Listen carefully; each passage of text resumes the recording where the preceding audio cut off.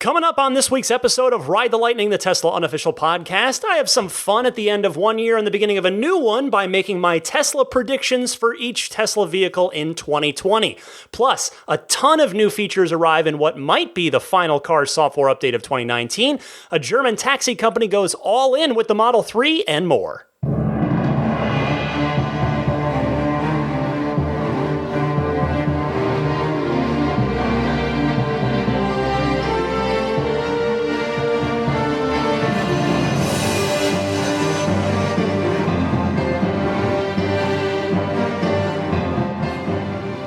Happy New Year, my friends. Ryan McCaffrey with you for episode 230 of Ride the Lightning, the weekly Tesla unofficial podcast. It's December 29th, 2019 as this publishes, but it's December 26th in the late afternoon as I record it.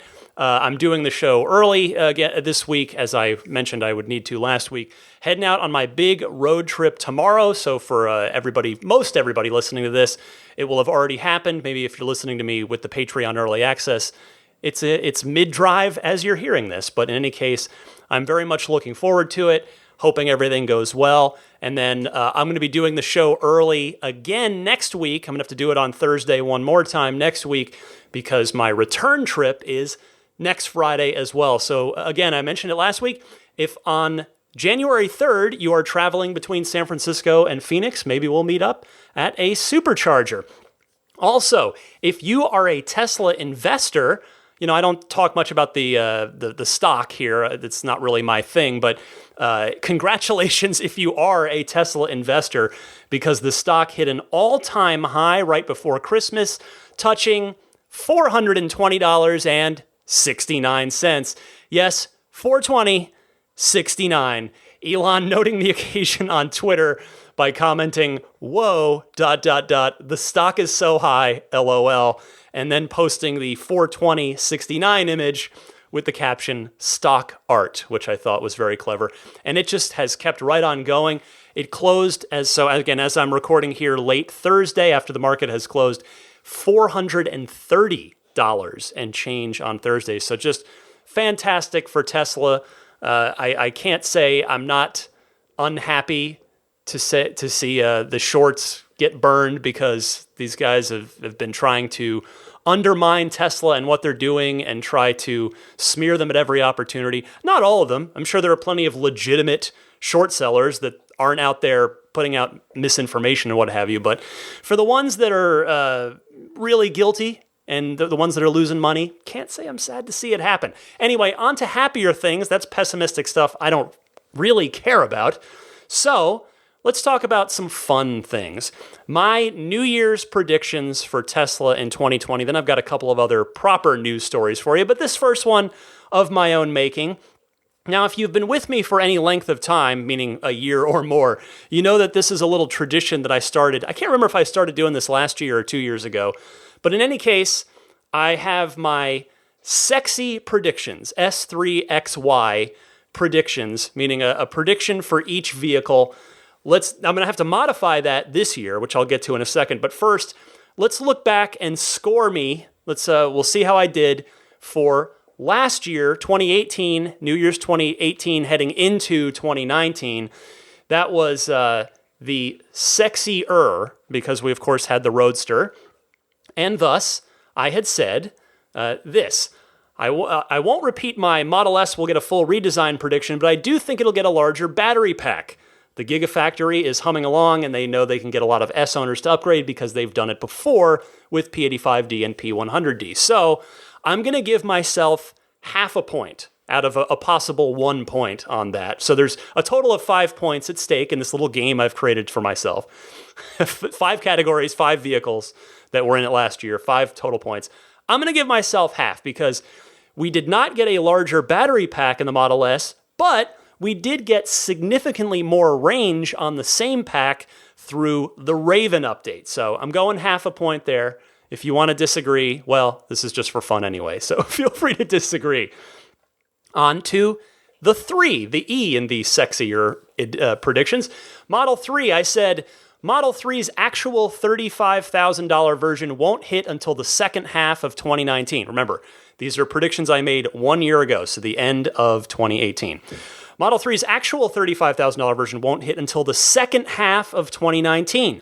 Based on everything Elon has said on recent interviews and the last earnings call, my hunch is that we'll get a standard battery Model 3 in the first half of the year, maybe even late Q1, but it'll still require the $5,000 premium interior. So I think it'll be a $40,000 base car for a bit. I also think the air suspension option on the Model 3 won't come until the second half of 2019. Well, there was a lot going on in that prediction. I'm going to give myself a quarter of a point. And before you say, well, wait a second, Ryan, you didn't get any of that right. Allow me to explain. Well, I was right about what effectively became the Standard Range Plus when I said basically it'll be a $40,000 car for a bit and with the premium interior. Well, that's kind of what the Standard Range Plus ended up being. So I'm gonna give myself a quarter of a point there, but I was certainly wrong about the timing and about the air suspension, which is all but confirmed now, a year later, to not be happening on the Model 3 anytime in the foreseeable future. Okay, so on to Model X. But the score, by the way, if you're keeping track, 3/4 of a point so far out of 2. That's where we stand. For Model X, I said simply, Model X will be unchanged save for a larger battery if indeed the S gets one. Giving myself a half a point there because, as we know, the Model X was pretty unchanged cosmetically and performance-wise, but it did get the aforementioned Raven update, which of course was fairly significant in the range and suspension departments. So half a point there. 2 more from last year before we move on to 2020. I said Model Y will be revealed. That this isn't a stretch. I even said last year. But here's what I'll say. I think it will not have Falcon Wing doors. Now that seems kind of like a dumb thing to have predicted that it would. But if you go way back, I know a lot of you are newer listeners, and maybe you're more recent in the Tesla community. Way back, Elon had actually tweeted at one point that the Y would. He had suggested that it would before he quickly deleted the tweet. So I am going to give myself the full point on that one. Yes, it was low-hanging fruit, but I did predict not only the timing, which was fairly obvious, but I did also get those lack of Falcon Wing doors, standard regular old doors on the Model Y. All right, Roadster, the last category. I said last year, we will not see the Roadster again in 2019. This year is going to be all about maintaining consistent profitability, and they won't mess around with the supercar. And I even said at the time, note, I want to be wrong about this one, and I wrote that in all caps. Well, I am giving myself the full point there. Nailed that, which again, I wanted to be wrong about that, but I was totally right. So in sum, 3.25 points out of 5. Not bad. That's a passing grade, right? Not bad. Let's see if I can beat that this coming year. So we'll check back in a year's time and see how I did on these predictions. Here now are my 2020 Cyber Sexier predictions, because we have a new vehicle in there, starting out, of course, with the Cybertruck. And I will say this, I am not sure that we're going to see or hear much about the Cybertruck in 2020, aside from probably an update or two here and there on the reservation count. I do think Elon and Franz will continue to take it out in public from time to time.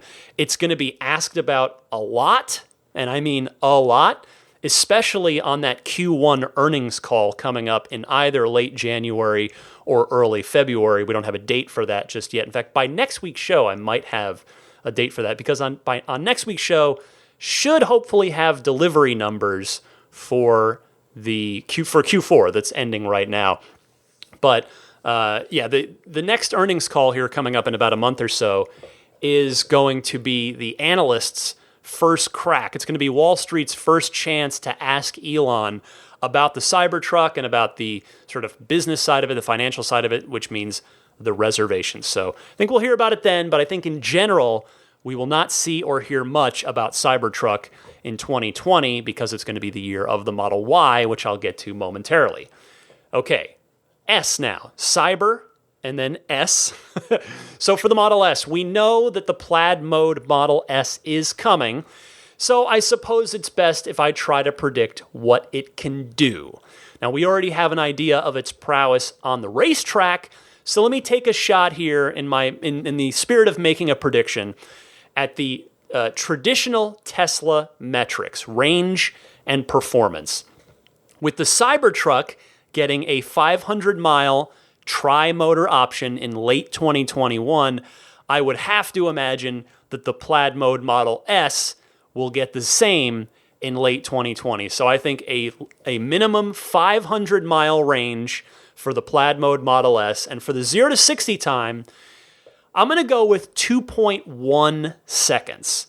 The Roadster has to stay ahead there, and it's going to clock in, at least it's currently slated to clock in at 1.9 seconds, unless, well, stay tuned, we'll get to Roadster in a second, but I think the real big deal with the Plaid S isn't going to be as much the 0 to 60 time, because the P100D is already so darn quick, but I think it's going to be more that the Plaid S is a track-capable car with a track mode, and that's going to be the car that Tesla will sell to performance enthusiasts who want to take their EV out on the track.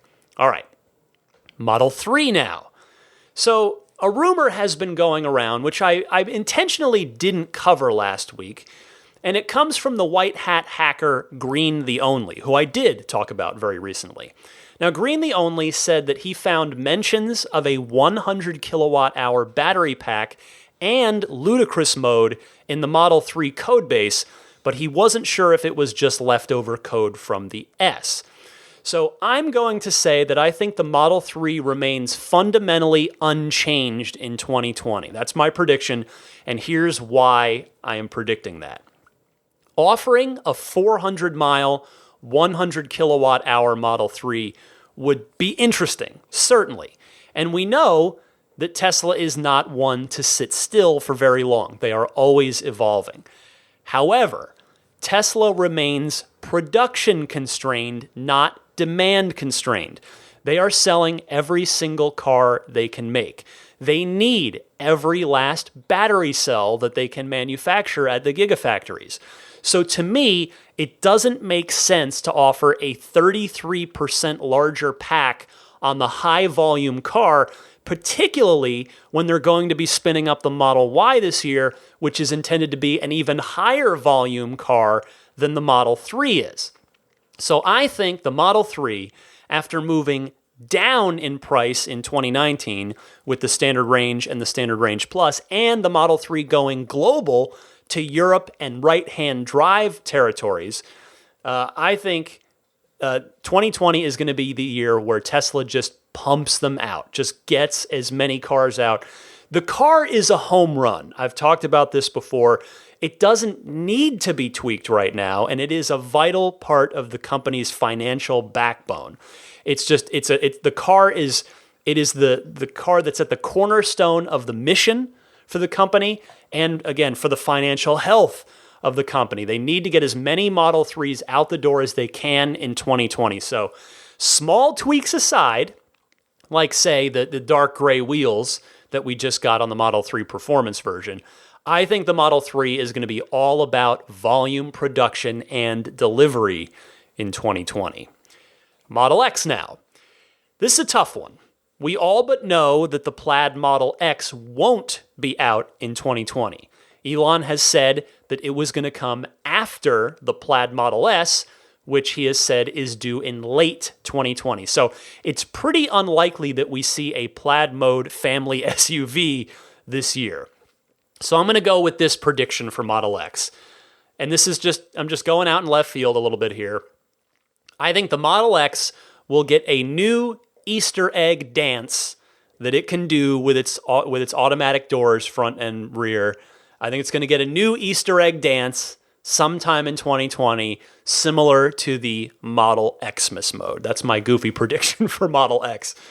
All right, Model Y. We move to the end of the sexy, cyber sexy, I should say. For Model Y, this is, as I mentioned a moment ago, the year of the Model Y. We know that there are Founders Series Model Ys that have been promised. So I'm not going to count those in this prediction because those tend to number in the dozens, not even the hundreds. and they're kind of usually distributed quietly amongst Tesla investors and senior management. They are purchased, of course. They're not distributed for free. But anyway, so for Model Y, I'm going to go with a delivery prediction, a production prediction. I think the first customer deliveries will happen in May. I'm going to go with May. Also, I guess I'll go ahead and take a crack at predicting Model Y production overall for 2020. Now, I'm almost certainly going to be wrong on this because you've got two enormous variables in the form of when will production start and how will the production ramp go.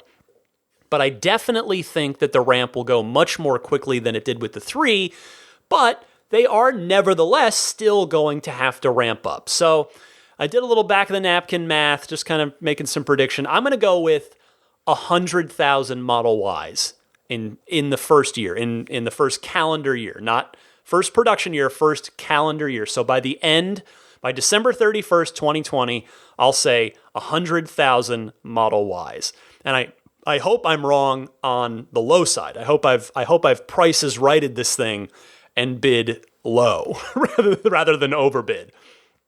And finally, before I move on to the news proper, I know there may be a few of you out there that are saying, just get to the news. Having a little fun.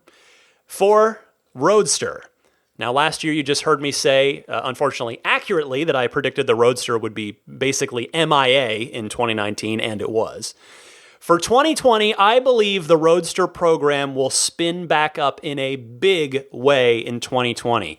The Plaid S is the test bed. We know that. You also heard Franz von Holzhausen say on this very podcast that the final production Roadster would exceed the prototype in every way. So here goes for my prediction after the program spinning back up. Now, I don't think they'll deliver any, but I think they'll get back to work on it so that it can start production and delivery in 2021. The Roadster 0 to 60, after Franz saying it's going to be better in the final car than in the prototype, I think they'll shave another tenth off and they're going to get to 1.8 seconds 0 to 60 without the SpaceX package, which, by the way, I think we will hear and perhaps even see more of what the SpaceX package can do in 2020, whether it's a little hover demonstration, a little video of it going around the track using the cold gas thrusters to cheat in the corners, etc., etc. I think we will hear about it and maybe even see something from the SpaceX package in 2020. And finally, I think the range is going to hit 700 miles in the final production car. Yes, I said it, 700 miles. I don't think it's going to be out in 2020, but I do think that Tesla, the team, will be running the ball towards the end zone for 2021 on that supercar. So there you have it, my predictions for Tesla's lineup of vehicles in 2020. Now, I didn't do a semi-truck prediction. Forgive me on that one, but it's that one's not a consumer vehicle. So we'll just hope that the semi does indeed make it out into the wild and start its deliveries in 2020. But my cyber sexier predictions for 2020. I think this is a fun segment for me every year. I hope it's fun for you to listen to. So we'll see how I did in 1 year's time. Now, on with the news for the week. As you may have heard, you may have received an email about this, and hopefully by now, by the time you hear this, you've in fact received the update. The 10.2 update, the next major update from Tesla, which is actually 2019.40.50, has arrived, and with it comes the following. Stardew Valley, a new game. Now, I haven't really spent much time with it yet myself. I'd actually managed to not play it on Xbox or PlayStation or Nintendo Switch. So I'm very excited to do so when I have some idle time in my car, which conveniently enough, I have some starting tomorrow as I'll be heading out and spending some time at Superchargers en route to Arizona. But I did play about the first 15, 20 minutes of it, brought my daughter down to the garage to check it out. She loves it. It's a game about inheriting a farm from your grandfather, and when your boring tech desk job gets too monotonous and life gets too dreary, your grandfather via a sealed letter that you're told to open at just the right time. You are invited to come take possession of the family farm and work the farm and get back to nature. So, and it's so then it starts and it's kind of pixel art graphics, sort of like the original Nintendo, or maybe more like Super Nintendo, 16-bit. And it seems really cool. Yeah, you just start tending the farm and you get to know the townsfolk, and it's a super chill game. So it's not a twitchy adrenaline, there's nothing stressful or intense about it. It's a very chill, serene game. So, which, hey, when you're out driving, if you're out on a trip, driving can be stressful even with autopilot. So it seems like a good fit, a nice, relaxing, serene game. Now, if you want to get some help on getting to know the game or how to play it, some tips, etc., I must humbly encourage you to take a look at the IGN Wiki, the IGN Game Help Guide. It was worked on by my coworkers who are not only experts on Stardew Valley, but super fans as well. You can find that at ign.com/wikis, which is spelled WIKIS. ign.com/wikis/Stardew-Valley. So you can check that out. And then one other game thrown in there as well, Backgammon, sort of joining the chess complement of board games in there. And by the way, on Stardew Valley, stay tuned to next week's podcast for a little bit more on Stardew Valley. I'll just leave you with that little teaser. Also in this 10.2 update, camp mode. Your car can now maintain airflow, temperature, interior lighting, as well as play music and power devices when camp mode is enabled. So this one has been talked about, including by Elon, for a long, long time now. It's great to see that it's finally here. So, you'll be ready come spring, summertime. If you head out into the national parks, you go camping, you've got this mode ready and waiting for you to make your experience a little bit more pleasurable. Next, Twitch has come to the Tesla theater, and Disney Plus, Elon tweeting this week, is not too far behind it, but it's not in there now. But Twitch is there, so if you want to watch, speaking of gaming, if you want to watch your favorite streamers in action, you can watch IGN on there. Twitch, whenever we do stream, that is, which isn't on a 24/7 basis, but we're out there from time to time.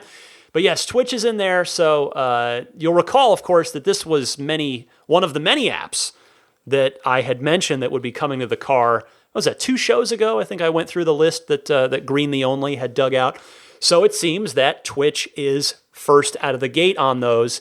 Here's to the rest of them soon, seemingly starting with Disney Plus coming up next, although we don't quite know when. Also, a quick note here. As expected, premium connectivity is now required to use the entertainment apps such as Twitch, Netflix, and YouTube over a cellular connection. Presumably everybody can use it on Wi-Fi, but you'll need that premium connectivity subscription to make use of it on your car's built-in cellular signal. The next big item, as that's part of the 10.2 update, Trax version 0.1. So just the initial release of Trax, Trax. It is a music creation app. Tesla describing it as such, quote, "In addition to creating a visual masterpiece with the Sketchpad app, you can now make audio masterpieces with Trax." So obviously a little bit of tongue-in-cheek sarcasm there, because the Sketchpad is, you can make fun stuff with it. Masterpieces is, it's in the eye of the beholder, but think of Trax as the audio sampling version, the complement to the Sketchpad app. This next one is unexpected, but really cool. I think this is a smart one. You now have the option to save dash cam clips when you honk the horn. So it's exactly what it says. With this enabled, the car will now automatically save a dash cam clip if you honk the horn. I think this is a great idea so that, if you're in the heat of the moment, somebody's doing something dumb, you don't have to think to manually save the clip yourself. If, heaven forbid, hopefully it won't happen, but if something does happen and your mind suddenly goes to stress mode, got to deal with the problem, you'll have that clip saved. You won't have to consciously think about it. So, you can enable that if you like. Now the big one, I purposely saved this for last. The big one in this update is a whole lot more voice commands. This is another thing that we've been waiting on for a long, long time. Elon had mentioned this quite some time ago, and this is awesome. I have had the chance to play around with it a bit here for the last few days. Check out some examples of what this can do. With the climate, you can say, set temperature to 70. You can say, I'm hot, and it will lower the temperature by 3 degrees and turn on the HVAC. If you say, I'm cold, it will turn on the HVAC. Daisy. Sorry. You never do this during the podcast, puppy. Don't do that.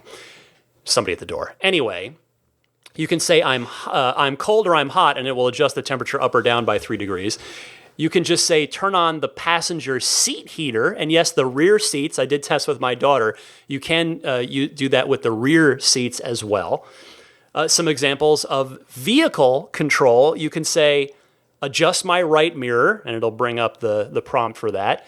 And you can also say, and I think this one is my favorite so far because it makes you feel like a wizard and or like Captain Picard on the Enterprise. You can say, open the glove box, and then the glove box just pops open, and you feel super cool. On the navigation side, you can say, let's go to work, and it will auto-nav to the location that you have your work set to. You can ask it, where are the nearby superchargers? On the media side, you can say, play the Beatles. You can say, search for Ride the Lightning Tesla podcast, although, unfortunately, I checked that one. You do that, and it doesn't bring me up at all. You have to just say search for Tesla podcast, and then you'll see me there on the list. On the communication side, you can say call John Smith, call whoever. You can say send a text message to Miranda. There is show me the rear camera as far as other stuff. You can bring up that backup camera. Open autopilot settings. There are a whole bunch of them. Go have fun, check them out, test them out. If you want to know more, I know the Tesla Owners Online forums that my friend Trevor Page runs, they're keeping a running list of all the ones that have been verified to work. And also, by the way, as a part of this is another major feature. I've had callers call in about this to say this is such a deal breaker for me with my business that I don't want to buy a Tesla until this is in there. Well, it's in there now. Voice texts. The car will read you. It will display text messages that come in, and it will read them to you if you click the right scroll wheel. And you can reply via voice after it's read it to you. It'll say, click in the right scroll wheel to reply. You can do that. It uses its very solid voice dictation engine, and I've tried it out. It works really, really well. So that is super cool. Now, if you are not having any luck with any voice commands, I have a quick tip. So as soon as I got the update, I went to got the update installed, went to try it, and none of my voice commands were working. Just nothing. I couldn't get anything to work. And so I was on my way to my brother-in-law's house for Christmas festivities. And after I got there, I thought, okay, well, I'll just come back out to the car after we've settled in, and I'll just do a hard reboot. Because I tried a soft reboot with the car in motion, and no luck there. So I'll come back out, try a hard reboot. Well, before I could even get a chance to do that, when I came back out to the car, probably 20 to 30 minutes later after we'd arrived, it worked. So I think the car just needed to, seemingly, at least in my case, the car going to sleep and then being woken up, everything was fine, and it's been working fine ever since. So if you have not, by the time you hear this, you'll have probably discovered that solution automatically, just by default, by virtue of not being in your car 24/7. But if that tip is of use to you, then I hope it solves your issue. But bottom line, these voice commands, some of them are really not that much of a shortcut, but some of them really are. And ultimately, I love the climate control stuff. I think that's great. It really makes you feel like, at least it makes me feel like I'm living in the future, that I'm talking to my car and it is responding. I think that's really super cool. So give it a try, experiment, have some fun. And I want to say one major thing here. Thank you to the Tesla software team for this lovely holiday treat. It's just fantastic. It's incredible work. We have gotten so much great stuff over the course of this year, from Sentry mode to these voice commands to multiple power boosts. It's just been an amazing year of totally free software updates. Just amazing. So thank you to the Tesla software team. A sincere thank you. I just super appreciate the fact that this car gets not only better, but like a lot better, tangibly, measurably better by basically every metric. It's just amazing. Finally, this week, one last news story. This comes via Reddit. I want to thank the original poster that put this on Reddit. They go by the username InterestingCrazy6. And then it comes via the German website RP Online, which stands for Rheinische Post. Germany's largest taxi company is moving to replace the fleet with Tesla cars. They've placed 50 Model 3 orders, with more to follow. So this is now, I'm going to read you just a slice here from the Rheinische Post, and this is a Google Translate, so forgive any little oddities that are in this. Norman Taxi Managing Director Errol Norman explains that this is only the beginning. Another 50 electric-powered Model 3 taxis are expected to be added over the next few weeks, an investment that is also advocated in politics. Quote, "On behalf of the city, I would like to thank Mr. Norman, who is taking the first step here.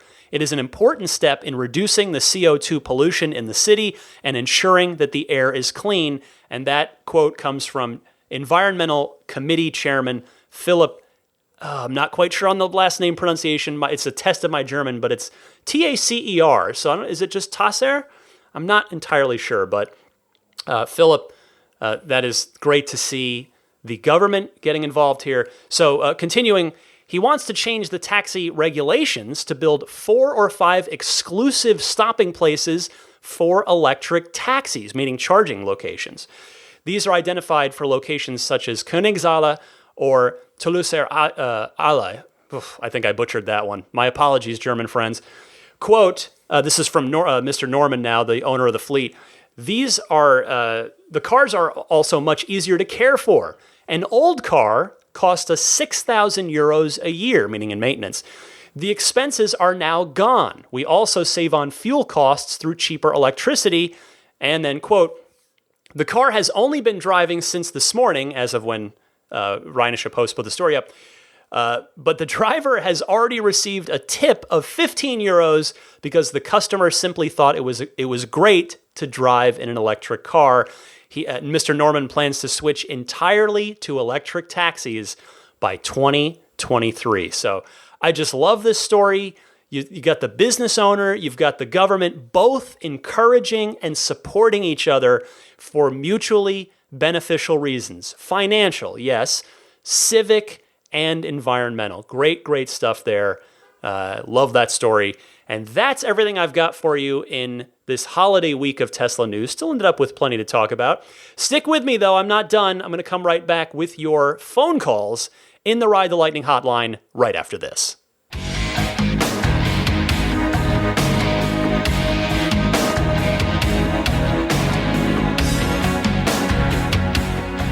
Time for the Ride the Lightning hotline. Your time to shine, your calls, your questions, comments, discussion topics as they pertain to the world of Tesla. You can reach me in one of 2 easy ways. In either case, please try to keep your call to 90 seconds or less so that I can get through as many of them each week as possible.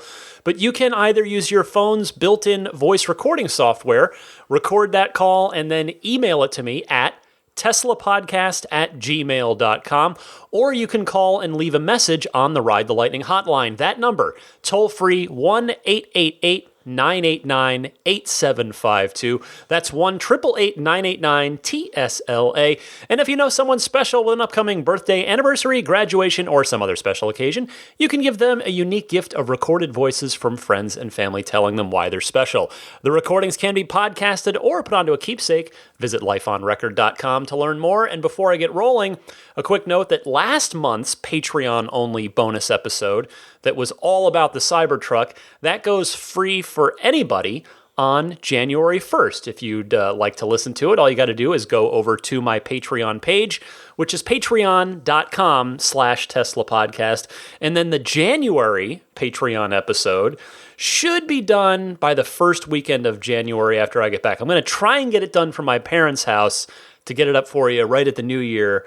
But I'm on vacation with family, no promises. If worst case, I'll do it right when I get back to San Francisco.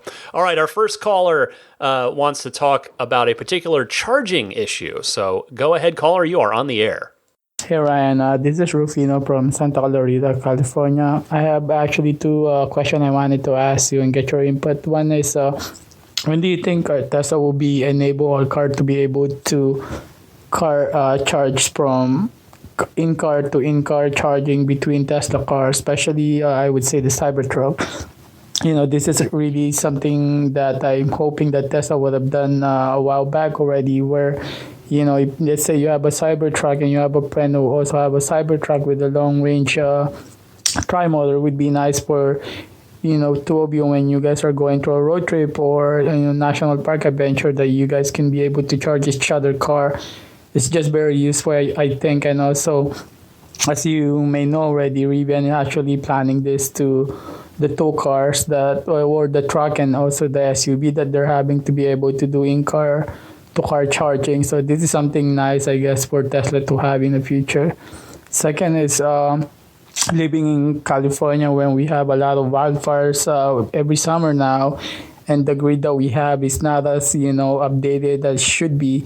When do you think also Tesla will be enable our car this time to, power our house, when in case of an emergency, we can go ahead and, use maybe a Tesla adapter to plug into our house and then power our house to, use that energy to a lot of essential that we have, given that we have a big battery in our car. It would be very useful, and also at the same time it would help a lot of people living in areas that they get blackouts in regards to a lot of this power outage that we're having now, and also maybe in the future will be one of those routine things that's going to happen. Anyway, thanks for taking my question, and also my wife and I always enjoy your podcast to our commute. Thanks. Bye-bye. Well, it sounds like you're basically asking for one thing there on both counts, using the car battery to power things besides itself. It's been brought up before, absolutely, and I imagine there are massive, massive safety and particularly liability concerns with that, in that even if Tesla could do it, they might not want to, because here's the thing, the problem is the second that something goes wrong, somebody sues them for their house having an electrical issue or their car having a problem. I mean, believe me, I totally get where you're coming from. Don't get me wrong. When my Roadster finally arrives in around 2 years or so, I'll have I did the math, I actually thought about this after listening to your call. I'll have about 288 kilowatt hours of battery power sitting in my garage between Roadster, Model 3, and my Powerwall. So it would make sense to be able to deploy some of that power for other uses in emergency kind of scenarios, but I just have to think that it would be a liability landmine for Tesla. Maybe I'm wrong, and they'll do it someday, though, because you never know. That's the thing with Tesla. You never know what they're going to do, because they will always surprise. Thank you very much for your call. Let me go out to Pennsylvania and talk to Neil, who has a feature request for the cars. Neil, you're on the air. Hey Ryan, Neil from Pennsylvania. I have a small feature request that I think would make a big difference for hands-free driving. Most contacts I call have multiple phone numbers. When you use the voice command to call someone, it doesn't recognize the type of phone number you want to call. So if I say call Ryan McCaffrey mobile, it brings up a list and I have to select mobile, work, or home from the screen. If Tesla could get the voice assistant to recognize a few of these keywords, mobile, home, work, office, it would make for a true hands-free calling scenario. Hopefully that's a simple request and something maybe they'll look into doing. As always, great job with the podcast. I love it and look forward to it every week. Thanks for being a positive and consistent Tesla enthusiast. Have a great week. I couldn't agree with you more, Neil. Siri is able to do this on Apple devices, and while Siri is certainly flawed, it can easily make this distinction. So hopefully Tesla can add it too, especially with all the new voice commands they're rolling out, because you're right. That would not only be a nice quality of life thing in the car, but it even counts as a minor safety issue too, since you don't have to take your hands off the wheel. Michael from Sydney is next and is looking for some advice on an upcoming trip. Go ahead, Michael. Hey Ryan, it's Michael here. I'm calling from Sydney, Australia. I love the show. Thanks for all the effort you put in. Your enthusiasm is infectious, so I love it. I'm calling for your advice on being a Tesla tourist. I'm travelling to LA and San Francisco in late January, and I'd really like to do a few Tesla-related experiences while I'm there. Top of the list is a Fremont factory tour, of course, but unfortunately I'm not a Tesla owner yet, so I don't qualify for entry onto the tour. So my first question is if you know of any other possible way of getting onto a tour. I know Tesla owners can take guests with them, so I was wondering if there was perhaps some website or local Tesla owner club that might offer to take out-of-town visitors along with them on tours. I know it's a long shot, but worth asking. Now, I'm planning on hiring a Tesla for a few days to drive around in, so my second question is for some recommendations of Tesla sites that would be worthwhile checking out. Maybe driving by the factory or visiting some notable showrooms or service centres with a bit of Tesla history. It'd be awesome to see some Model S or 3 or Roadster prototypes. I don't know if they're ever on display anywhere. I'll probably drive by Hawthorne and SpaceX for a supercharge and a look around there, hopefully catch a glimpse of some rockets or maybe even the Cybertruck. Man, that'd be wild. Are there any other cool superchargers you'd recommend visiting? I hear you mention Kettleman City frequently, but that one might be too much of a drive for this trip, I think. So, thanks again, Ryan. Cheers. Bye. Michael, welcome to the podcast, and I am indeed happy to help you with this. First, with regard to a factory tour, you do indeed have to be an owner to get one, and you get one per year. So if there's anyone in my audience who is planning one in January or is otherwise willing to take Michael, that would probably mean I'd need a Bay Area person. I am intending to use mine on taking my parents when they visit this summer because the schedule just didn't end up quite working out last summer when they were here. So if you can help Michael out, please reach out to me via email, teslapodcast@gmail.com, and I would be happy to connect you with Michael. Now, as to places that you should go, I think the factory is worth driving over to while you're in the Bay Area, even if you're not able to get a tour. It's super cool to see it from the outside. It's huge, and you can wander over to the superchargers out front. You can see that because they're V3 superchargers. There's a little Tesla store there with some merch and a car on display. Plus, while you're there, I'm sure you would see every color and type of all three production cars. Now, there's also the corporate headquarters in Palo Alto, but totally honestly, there's nothing to see there. I've been there. It's an office building that's a bit off the beaten path. It is right off the 280 freeway, but there's just nothing to see. It's always completely overrun with employee cars. They actually have a valet, full-time valet, who cycles the cars around all day. That's how full it is. And you can't get in the front door without keycard access. The only other spot here in the Bay Area that maybe might be cool is the 40-stall parking garage rooftop supercharger that's in Daly City. And I say that because it's just kind of neat to see that many chargers, 40 of them. Now, you mentioned Kettleman City. Kettleman is also 40 stalls, and it's honestly way more interesting. You've got V2s and V3s there, whereas the Daly City one's all urban chargers, the 72 kilowatt chargers. But Kettleman's got the lounge, the cool private lounge with the barista and the merch shop and the workspaces. That place is really cool. But I totally understand that might be a bit out of the way for you, unless you happen to be driving between San Francisco and LA while you're here, in which case it could not be more on the way at that point.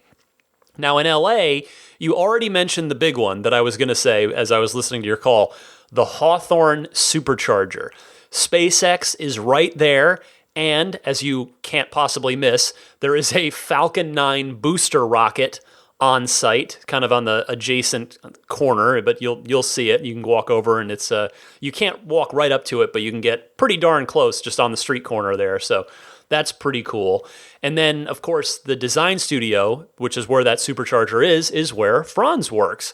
And yes, the Cybertruck and Roadster are within the confines of those walls, but sadly, you will not be able to go in and see them. But nevertheless, I hope you have a wonderful trip. Let me go next to Alberto from Saltillo, Mexico, who is ordering his Model 3 and has a question about the performance as stated on the design studio. Go ahead, Alberto. Hi, Ryan. This is Alberto Calderon from Saltillo, Mexico. We love the show. Me and my kids listen to your podcast every weekend. Going to my question, just order my Model 3 dual motors, and while doing my research, I found out that for Mexico, the 0 to 60 times is 4.6 seconds, and for the US, 4.4. Do you think Tesla is using different software versions by country? And my second question is, in Mexico, we get around $100 of deduction by buying an electric car. It seems very low. Do you know if Tesla is trying to contact government officials to have greater deductions in Mexico as he did with China? Thanks. Love the show again. Bye. Alberto, welcome to the podcast, and thank you for calling in. So I just went and checked the Tesla website, and I do have good news for you.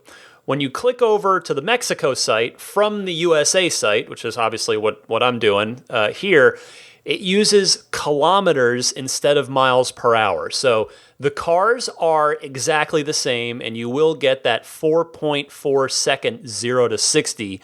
The 4.6 seconds is because it's showing you on the Mexico site 0 to 100 kilometers per hour, and 100 kilometers per hour is 62 miles per hour. So that accounts for the difference there. As for government credits or incentives, I honestly don't know how much active effort and lobbying that Tesla itself does with various governments. I mean, it's certainly in their best interest to have as many incentives on electric vehicles as possible. I would suggest trying to connect with other Tesla owners and enthusiasts from Mexico. I went and looked, and there's actually a section specifically for that on the Tesla Motors Club forums. If you go to teslamotorsclub.com/TMC, that takes you to the message board area, and then if you just scroll down on that page, you'll see the Mexico forum down there. That might be a good place to go to try and organize efforts to reach out to your government. Congratulations on your Model 3 order. Chuck from Brooklyn, Ontario, Canada, is next and has a question about his Standard Range Plus. Go ahead, Chuck. Hey, Ryan. Chuck from Brooklyn, Ontario, Canada calling. I love the podcast, and I appreciate the level of positivity and professionalism that you bring to every episode, so thank you for that. Ryan, I wanted to get your perspective on something. I have a 2019 Model 3 Standard Range Plus that I took delivery of in August. I absolutely love it. It's the best car I've ever owned, and I'm still genuinely excited to drive it every day. Here's the situation. Like most I've heard about, my car has the software-locked rear heated seats, but it also has the extra immersion speakers and footwell lights equipped. They're just software-locked. I've seen them turn on briefly and then disappear a couple of times, and my service center confirmed that they're there.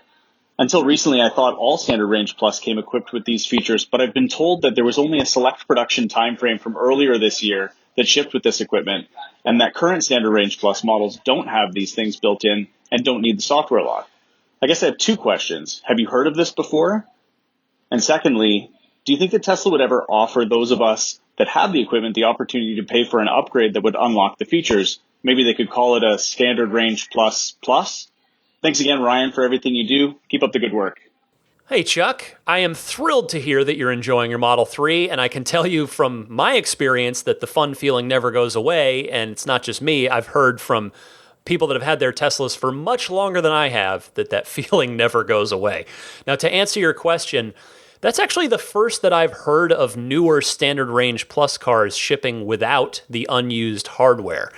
If that is indeed the case, though, it wouldn't surprise me at all, because I would imagine that Tesla figured out that it would be quicker to do a run of cars on the assembly line without those pieces than it would be to not have to alter, I should say cheaper, not quicker, but to do a run of those cars without those pieces than it would be to not have to alter the production line and just include them but disable them. And it certainly seems like Tesla is willing to offer activation on unused hardware, per the tweet I mentioned of Elon's on last week's episode about the heated rear seats in the Standard Range Plus cars. I mean, it would make sense to bundle the speakers in with the seats and basically sell you a premium interior package software upgrade. Now, in fact, totally unrelated, obviously, Armando from Mexico City called in and suggested this very thing, saying that he would be willing to pay a reasonable price as a Standard Range Plus owner himself for these very features. So even if Tesla isn't including this hardware in new build Standard Range Plus cars, they could still laser target that upgrade option to people like yourself that they know have the applicable cars. Thanks for calling in. Mike from Massachusetts is next and has a word of caution for anyone considering purchasing the Model 3 dual motor performance boost. Mike, you're on the air. Hey, Ryan, this is Mike from Massachusetts. I have a very important update for anybody that has purchased or is considering purchasing the $2,000 Power Boost upgrade. I purchased it pretty much right away. Spent $2,000, point and click. It told me via Confirm as well as on the website that once you are connected to a Wi-Fi and have your vehicle in park, you will be able to receive that update. So after 48 hours, I became concerned, and I've been perpetually connected to Wi-Fi, and my vehicle's often in park, because I didn't see anything on my app or my screen. Okay? So I called Tesla, and apparently it's because mine firmware is 40.1, and this is only compatible, the Boost is only compatible with 40.2. So I'm a little upset, to say the least. So I asked her when will my firmware be updated, and it's indefinite. That was the answer. And then I asked, well, I'm not going to wait a year, and I just lent you $2,000 at 0% interest, basically. So she said, well, it should be about a month. Anyway, I'm just not pleased with that. I think that could have been mentioned, when you actually point and click to buy this, when, you got your Confirm or anything. It wasn't told to me, and it's not going to be told to others. So check your firmware, okay, before you spend $2,000, okay? If you have 40.1, you're going to have to wait for 40.2, okay? I love Tesla. I love my car. Don't love this. Thanks, Ryan. Bye-bye. Mike, I totally understand your frustration on this. A few people forwarded me the email that they got from Tesla announcing this last week. And in Tesla's defense, it does say right there in the body of that email, not in small fine print at the bottom, quote, "You will receive the update once your car is parked. Connect to Wi-Fi to update sooner. Note, you will need to have software version 2019.40.2 installed for the upgrade to complete," end quote. But in your defense, you might have just logged into your account after hearing about it from a friend or hearing about it online without getting or seeing that email. And I can't see what that looks like because I don't have a car that's eligible for that upgrade. So if they don't, and I have every reason to believe you there, certainly, then Tesla should really make it as clear as possible in your Tesla account where the transaction occurs as they make it reasonably clear in the email.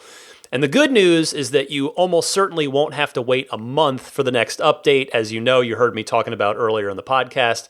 The next big update, that 10.2, has been pushing out everywhere. So hopefully, by the time you hear this played back on the podcast, you're already zipping around half a second quicker in your car.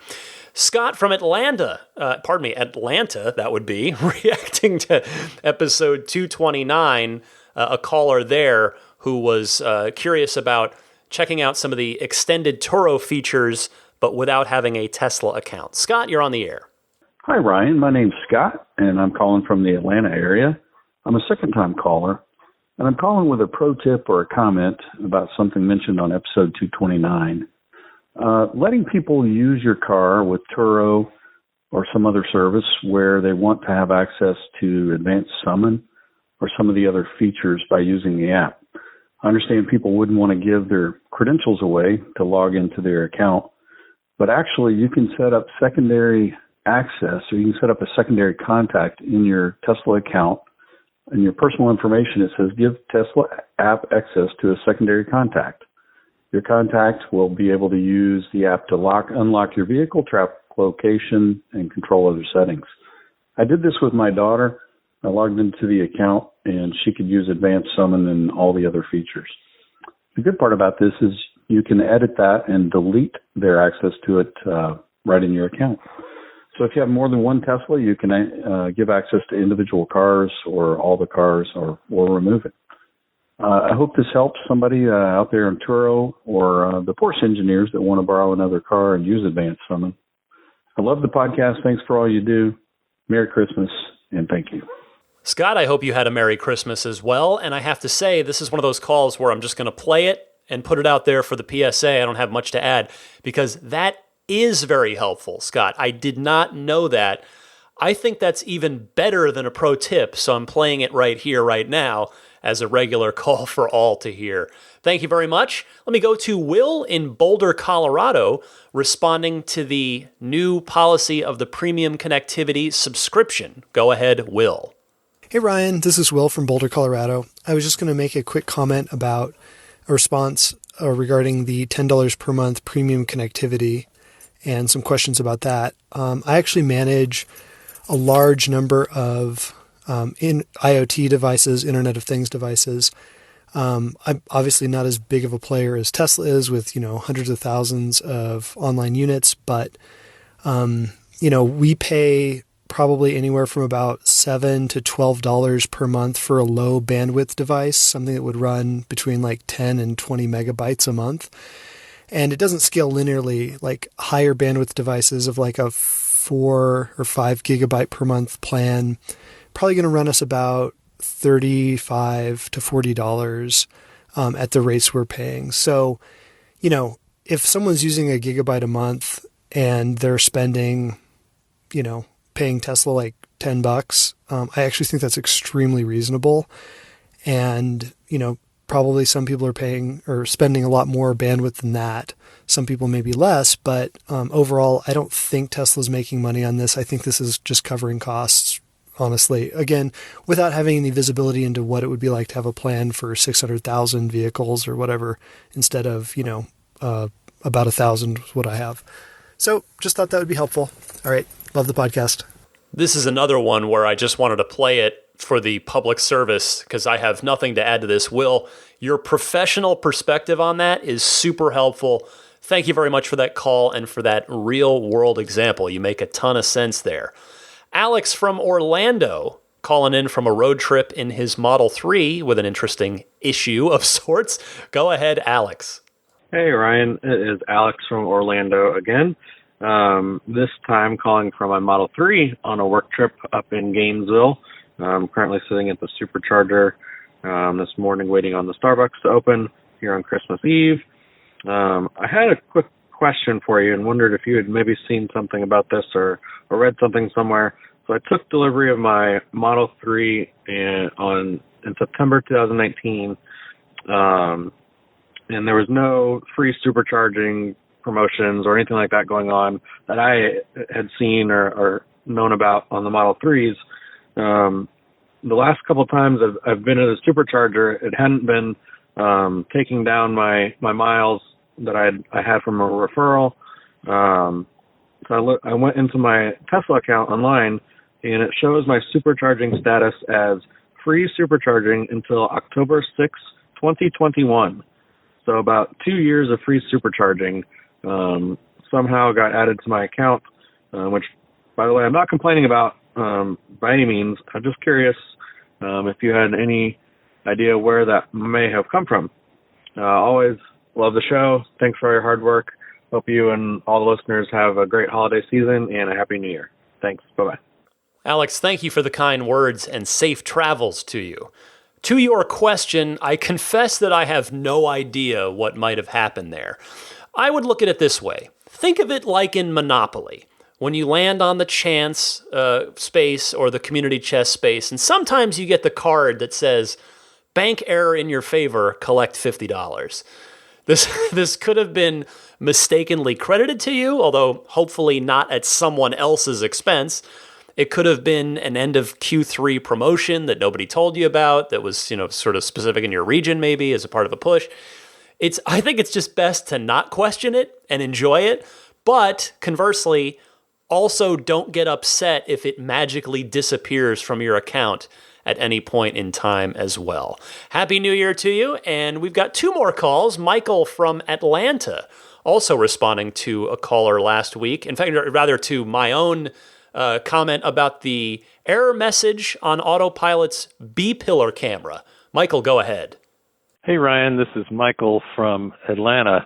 I was listening to episode 229, and you were talking about the camera error message for the driver's side camera on the 40.2.1 software. I got the same error message, and I think I know what it's from. I got it while I was driving in bright sunlight, with bright sunlight shining on the camera on that side. When a truck pulled up beside the car and put the car in the shade, the error message went away. And when traffic moved on and I moved back into the bright sunlight, the error message came back for a little while. So I believe that the newer software added the ability for the car to sense when it's being blinded by the bright sunlight. So maybe that's it. Good job, Ryan. Talk to you later. Bye. Well, you might be right, Michael, but when it happened to me, it was a foggy gray day. That's the thing here in the San Francisco area. And so far, that's me knocking on wood, it hasn't come back since, as of recording this at least. Hopefully I don't jinx myself ahead of my big drive tomorrow. I'm also now on a new software version, which I was not on when this happened a week ago. So if it does come back, that will reduce the likelihood that it's a software-related issue, and I probably will need to file a service center request to see about having that ceiling piece, on the outside of the B pillar there replaced. Thanks for calling in, and let's finish up with Eddie from Phoenix, which is where I'm off to, who did some end-of-quarter volunteering this past week in Scottsdale. Eddie, go ahead and tell us about it. Hi, Ryan. This is Eddie from Phoenix.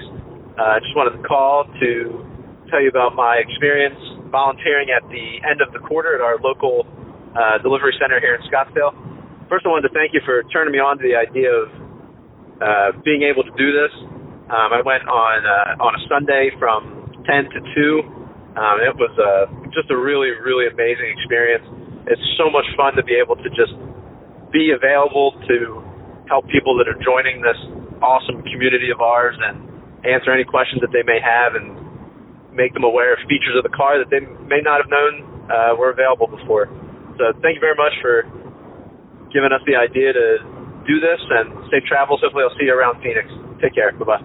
Eddie, thank you for sharing your experience, and I'm really glad to hear that you enjoyed it.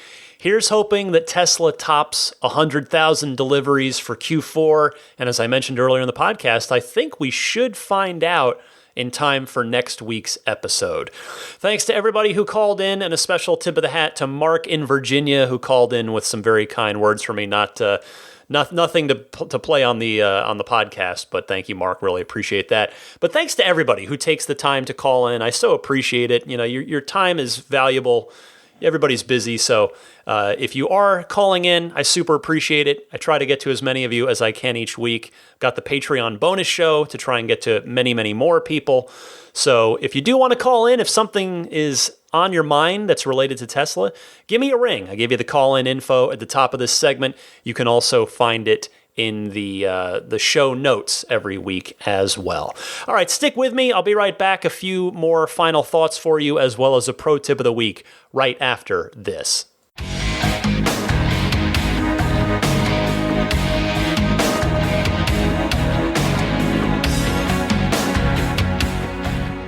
Well, as I record this, I'm less than 12 hours from when I want to be leaving the house to get on my way towards Arizona. So I'm officially at the point where I'm super stressed out. I knew I needed to get the podcast done. I've still got some packing to do. I did get the car clean, at least. And my wife was like, well, why'd you bother cleaning it? Isn't it just going to get dirty on the road? It's like, well, maybe, but it's just beside the point. I wanna have a clean car on the drive and try and keep it clean for my family when they see it down in Arizona. So it did feel good to clean the car. It kind of needed it anyway. It's been rainy and so the roads have been dirty and gross here. Felt very therapeutic to give the car a nice bath. But Daisy's about ready to go. She's sleeping over there right now. My daughter's super psyched for the trip.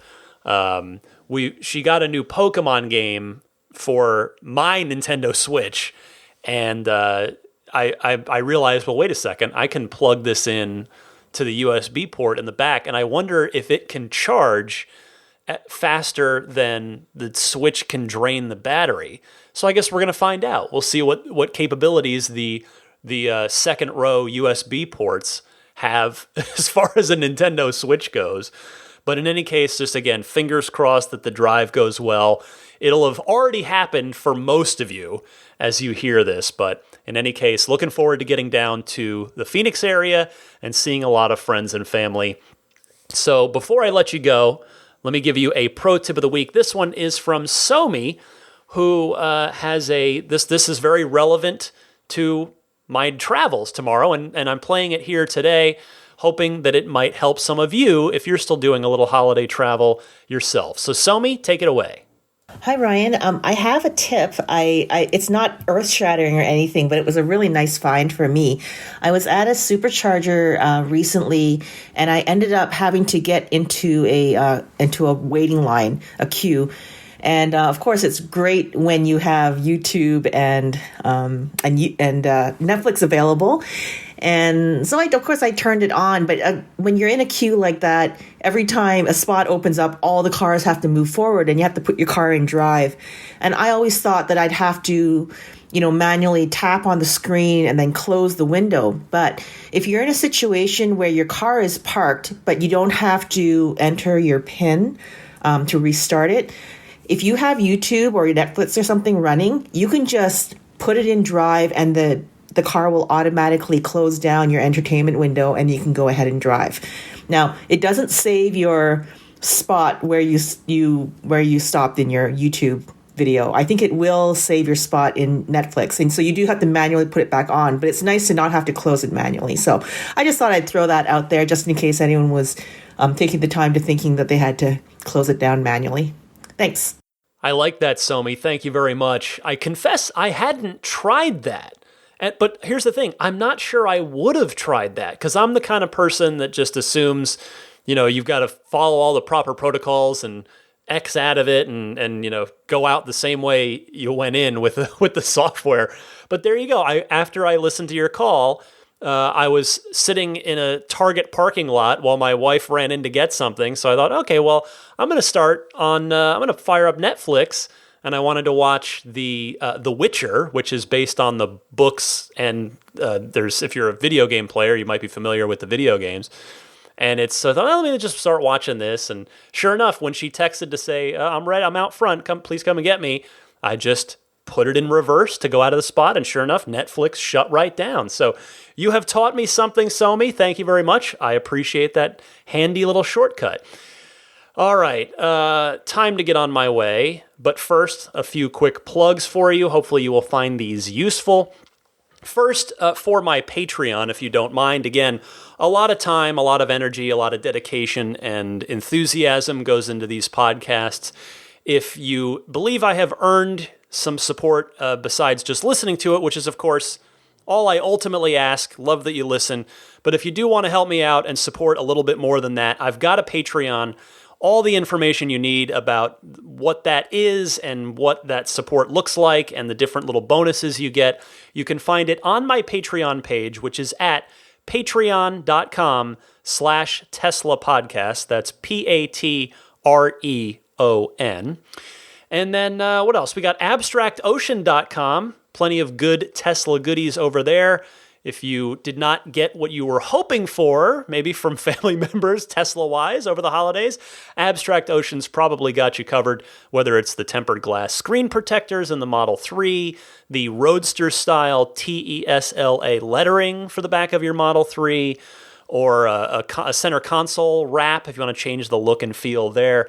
You can find all that and more at abstractocean.com. Use the coupon code RTLPodcast at checkout to get 15% off of your first order. Meanwhile, if you need a one-stop turnkey solution for Sentry Mode and the dash cam, Pure Tesla has you covered. Go to puretesla.com/RTL. That is my referral link there. And you can choose from one of two kits. $49 for the 128 gigabyte kit, which is what I have, and $69 if you'd prefer to go with a 256 gigabyte kit. This is basically, the long story short is it's all set up for the constant reading and writing. It's not going to crap out like all of our USB drives have been doing, because it uses a micro SD instead. So if that is of interest to you, you can find that at puretesla.com/RTL. Works with Mac, works with PC, comes ready to go out of the box, free shipping in the US, and they will ship anywhere worldwide for obviously a modest fee there. Follow me on Twitter if you like, at DMC_Ryan. That's also my handle on Instagram. And what else? Immaculate Reflections. Jeff at Immaculate Reflections continuing to do amazing work. Until he tells me otherwise, I assume he might have one or two more of the crazy super major discounts on a full body paint protection film package. So you can contact Immaculate Reflections to find out more about that. The website is irdetailing.com and there's contact info there. Alternatively, if you're not in the market for the full body PPF, there's still the $100 off discount for a partial PPF or a $100 off of a ceramic coating package. So, but he does all that and more. Check him out, irdetailing.com. I believe that is finally everything. Except for Jada. Don't want to leave them out. GetJada.com, Jeda. GetJada.com/REF/8. That is my referral link there. Would super appreciate if you would use it. And on that website, you will find the Generation 2 wireless charging pad for the Model 3, which I am a big fan of, as well as the Jada USB hub, which adds some USB ports, including USB-C ports, to your Model 3. Fits super flush right in the back, the forward-most portion, I guess I should say, of the center console, and it's got the cool magnetic dummy door to hide your Pure Tesla or other Sentry Mode, USB dash cam kit behind, so that if anybody did actually break into your car, heaven forbid, and they were actually smart enough to go looking for the USB drive to steal the recorded evidence, which, again, unlikely, but the Jada USB hub is going to make it that much more difficult for them to do that. All right, it's time to go. I got to get ready to head on this road trip. If you do not already subscribe to the podcast, please do so. It's for your own convenience. It doesn't cost you anything. You can subscribe on Apple Podcasts, on Google Podcasts, Stitcher, TuneIn, Spotify. I've got the feed on YouTube. There's no video, but you can subscribe on my YouTube channel. All that stuff are great, convenient ways for the show to get pushed out to you each time there is a new episode, which of course is every Sunday at 9 a.m. Eastern, 6 a.m. Pacific. Finally, I want to thank the Patreon producers, these wonderful folks supporting me at the producer tier, which, in addition to some other perks, gets them a shout out and a thank you on each week's episode.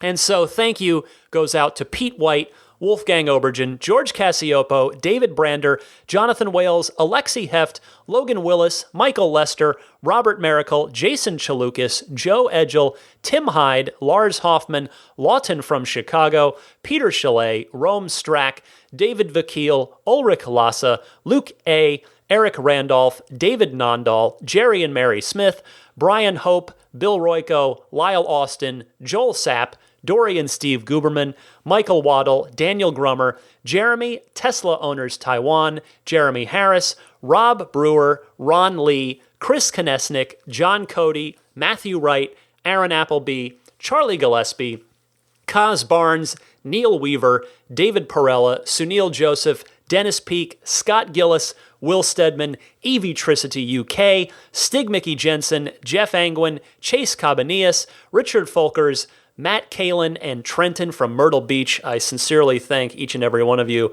Hopefully that list will grow as 2020 rolls on. All right, I am toast. I got to get to bed, hopefully get some sleep, and get on the road. But I just want to take a quick moment to say Happy New Year to all of you. It has been a tremendous year for me with this podcast.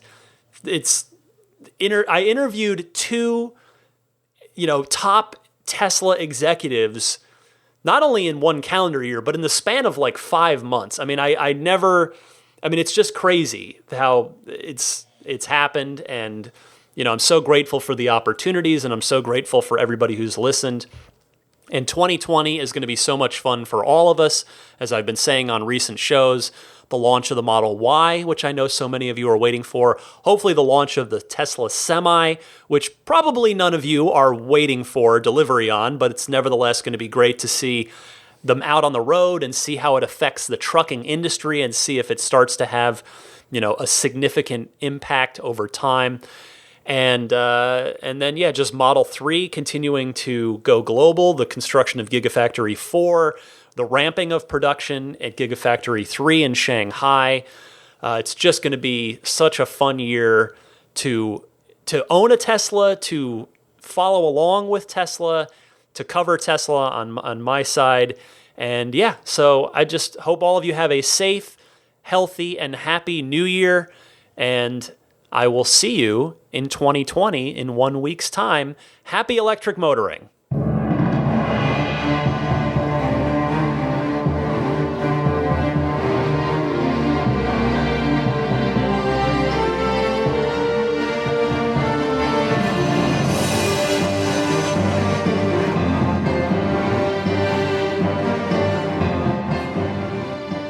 I think a Tesla is the most fun thing you could possibly buy ever.